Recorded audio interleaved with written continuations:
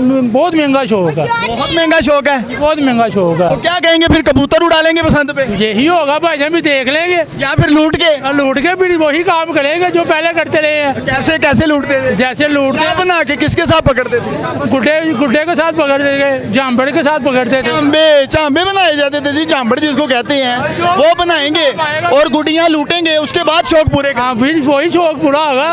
अब देखे ना 2 पीस का बिन है, ठीक है, 2 पीस की चरखी पहले 3000 4000 की मिलती थी, अब 2 पीस का बिन है 9000 रुपये का दे रहे हैं। डोल उतनी है जितनी चरखी भी होती है।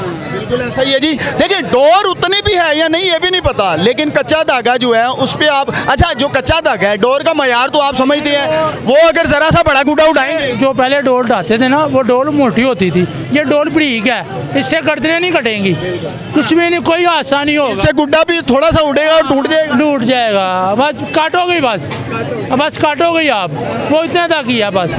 अच्छा जी पेचा जी तो लगना है ना, तो जिन्हें कटना है ओदी भी गई, तो जिदी कटी जानी ओदी भी गई, ऐसा ही है जी, डोर ही ऐसी मयारी। हाँ जी भाई की करिए, आई आप लैन निकले मतलब रेलवे का वो पीछे चले गए हैं, पर की करिए, गुजारा ही नहीं होंगे, उन्हें भी करना है गुजारा तो है। 450 का तवा मिलता पाया, 1.5 तवा मिलता पाया 600 रुपये का, तो की करिए भैन, कुछ कर ही नहीं सकते।